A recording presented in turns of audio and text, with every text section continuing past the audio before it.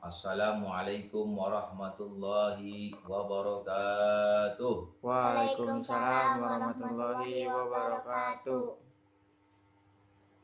Alhamdulillah, alhamdulillahi rabbil alamin. Wa bihi nasta'inu ala amri dunya waddin. Wassalatu wassalamu ala asrafil anbiya'i wal mursalin Sayyidina Muhammadin wa ala alihi wa sahbihi ajma'in. Amma ba'd.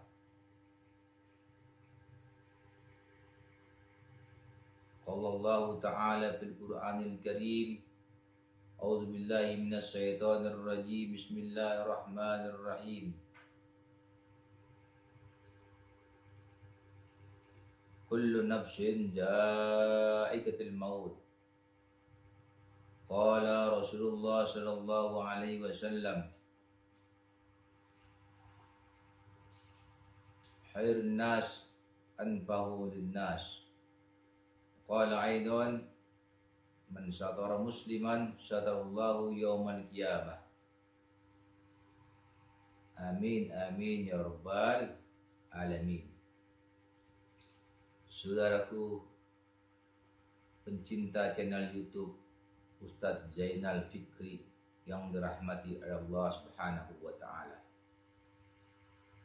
Alhamdulillah, pada sore hari ini kita bersama-sama masih diberi nikmat oleh Allah Subhanahu wa taala, yaitu yang berupa nikmatul iman, nikmatul Islam, dan nikmat sehat wal afiyah. Dengan tiga nikmat itu semua kita bersama-sama bisa kumpul, bisa hadir, bisa bertemu. Itu semua karena Allah Subhanahu wa taala. Dan insya Allah pertemuan kita pada sore hari ini akan menambah keberkahan, akan menjadikan keberkahan di dunia wal akhirah. Amin amin ya rabbal alamin. Saudaraku sekalian yang dirahmati oleh Allah Subhanahu wa taala, bahwasanya manusia hidup itu pasti akan datang kematian. Entah kapan, baik yang muda atau yang tua, baik yang remaja atau anak-anak, pasti akan mengalami kematian. Mengenai kematian itu hanyalah Allah Subhanahu wa taala yang Maha tahu. Oleh karena itu, marilah kita bersama-sama mengerjakan perbuatan yang diperintahkan oleh Allah Subhanahu wa taala dan meninggalkan larangan Allah Subhanahu wa taala. Agar apa? Agar nanti bila mana kita dipanggil oleh Allah Subhanahu wa taala, kita sudah punya bekal untuk menghadap Allah Subhanahu wa taala. Karena bekal kita di dunia ini hanyalah sementara, saudaraku. Apa yang kita miliki, kekayaan, harta, tahta, pangkat, jabatan, anak, istri, itu semua hanyalah titipan yang dititipkan Allah oleh kita. Oleh karena itu, marilah titipan itu kita harus jaga yang sebenar-benarnya, agar titipan itu bisa bermanfaat, bisa bekal kita untuk kita bawa di akhirat, di saat kita menghadap Allah Subhanahu wa taala. Kita dititipkan jabatan, kita pergunakan jabatan itu di jalan Allah Subhanahu wa taala. Kita dititipkan harta, pergunakanlah harta itu di jalan Allah Subhanahu wa taala. Dititipkan anak, kita harus didik anak kita, dididik dengan ajaran yang diajarkan oleh baginda besar Muhammad Sallallahu Alaihi Wasallam. Begitu juga istri kita, kita harus didik dengan ajaran yang diajarkan oleh Rasulullah Sallallahu Alaihi Wasallam. Agar apa? Agar kelak nanti kita menghadap Allah Subhanahu Wa Taala, kita sudah mempunyai bekal yang ada di dunia, bekal kebaikan yang akan menemani kita, yaitu amal kita, anak soleh dan soleha yang akan menemani kita. Oleh karena itu, kita haruslah mendidik anak kita dengan didikan yang diajarkan oleh Rasulullah Shallallahu Alaihi Wasallam.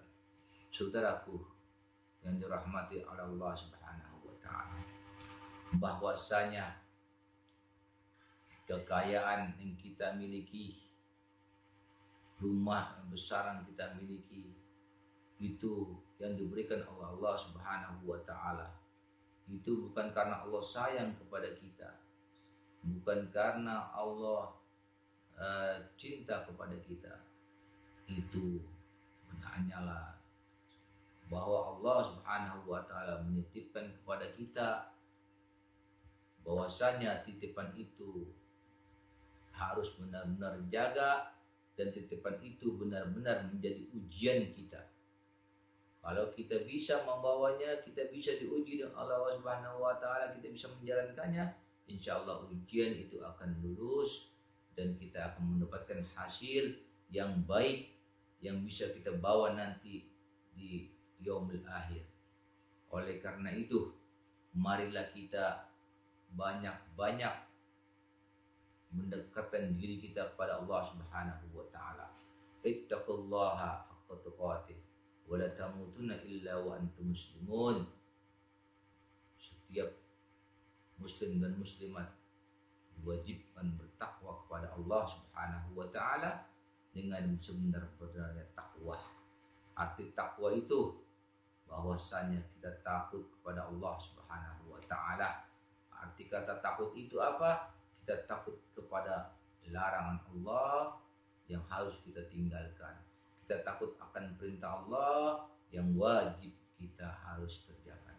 Kalau dua kita jalankan, kita tinggalkan larangan Allah, kita kerjakan perintah Allah, insya Allah kita akan jalan lurus, sebagaimana jalan kita berjalan di jembatan Shiratal Mustaqim, yang jalan itu lurus, insya Allah kita bisa melewatinya. Insya Allah kita lakukan, kita ikuti apa-apa yang diajarkan oleh baginda besar Muhammad Sallallahu Alaihi Wasallam. Karena apa? Sentral kita, panutan kita yaitu Nabi besar Muhammad Sallallahu Alaihi Wasallam. Nabi besar Muhammad Sallallahu Alaihi Wasallam, beliau adalah Nabi kita, Nabinya umat Islam. Dan Nabi besar Muhammad SAW dari zaman dahulu, zaman sampai zaman sekarang ini, sampai zaman nanti, beliau sudah mengetahui dan beliau sudah sangat mengerti. Oleh karena itu semua dari bermacam hal beliau mengajarkan kepada kita. Beliau memberikan contoh. Nabi besar Muhammad SAW memberikan contoh kepada kita, kepada umatnya, contoh-contoh yang baik. Tinggal kita yang mengikutinya, dan kita wajib mengikuti apa yang diajarkan oleh baginda besar Muhammad Sallallahu Alaihi Wasallam. Nabi besar Muhammad Sallallahu Alaihi Wasallam Nabi terakhir, Nabi yang diutus oleh Allah Subhanahu Wa Taala untuk menyempurnakan akhlak, menyempurnakan segala macam hal. Dari zaman Nabi Adam dan nabi-nabi yang lain itu belum sempurna. Semua itu disempurnakan oleh baginda besar Muhammad Sallallahu Alaihi Wasallam. Semua yang ada di muka bumi ini karena Nabi besar Muhammad Sallallahu Alaihi Wasallam. Nabi besar Muhammad Sallallahu Alaihi Wasallam menjadi contoh dan teladan kepada kita. Kita harus mengikuti apa yang diajarkan oleh baginda besar Muhammad Sallallahu Alaihi Wasallam agar kita mendapatkan keridhaan daripada Allah Subhanahu Wa Taala. Dan kita dapat syafaatnya dari Nabi besar Muhammad SAW. Oleh karena itu, marilah kita banyak-banyak mengerjakan apa-apa yang diperintahkan oleh Allah Subhanahu wa taala. Banyak sekali hal yang baik-baik, hal yang diajarkan oleh Rasulullah SAW keseharian kita. Pada dasarnya modal untuk kebaikan itu mudah sekali. Cuman kadangkala manusia itu lalai. Kadangkala manusia itu tergoda oleh syaitan, oleh setan. Karena apa? Memang setan itu selalu dan selalu menggoda kita. Oleh karena itu bagaimana agar setan bisa kalah dengan kita? Kita banyak-banyaklah beristighfar, banyak-banyaklah berselawat kepada Nabi besar Muhammad SAW agar kita bisa menang dari godaan setan. Insya Allah dengan kita beristighfar, mengucapkan astagfirullahalazim, kita berbanyak baca istighfar, astagfirullahalazim allazi la ilaha illa huwal hayyul qayyum wa atubu ilaih, dan sebagainya. Insya Allah kita akan mendapatkan ampunan daripada Allah Subhanahu wa taala. Pada intinya, pada dasarnya kita banyaklah berbuat kebaikan karena dunia ini tempatnya ujian. Insya Allah dengan kita berbuat baik, ujian demi ujian kita akan bisa lalui, dan insya Allah kita akan mendapatkan kebahagiaan yang benar-benar kebahagiaan sejati, kebahagiaan yang kekal, yaitu kebahagiaan di akhirat. Amin amin ya rabbal alamin. Sekali lagi marilah kita banyak-banyak berbuat baik, bertakwa kepada Allah Subhanahu wa taala. Dua, kita ingat mengerjakan perintah Allah Subhanahu wa taala dan menjauhkan larangan Allah Subhanahu wa taala. Kalau dua itu kita pegang, kita jalankan, insya Allah kita akan jalan lurus seperti jalan di jembatan Shiratal Mustaqim. Dan insya Allah dunia yang tempat ujian ini kita akan lalui, dan kita akan mendapatkan kebahagiaan yang benar-benar kebahagiaan yang benar-benar, yang kebahagiaan yang kekal, kebahagiaan di yaumul akhirat. Amin amin ya rabbal alamin. Dan insya Allah kita semua akan mendapatkan keridhaan Allah Subhanahu wa taala, akan mendapat syafaat daripada Nabi besar Muhammad SAW. Lebih kurangnya saya mohon maaf. Perkataan yang benar datangnya dari Allah Subhanahu wa taala, dan yang salah pastinya dari perkataan al-fakir. Wabillahi taufiq wal hidayah. Assalamualaikum warahmatullahi wabarakatuh. Waalaikumsalam warahmatullahi wabarakatuh.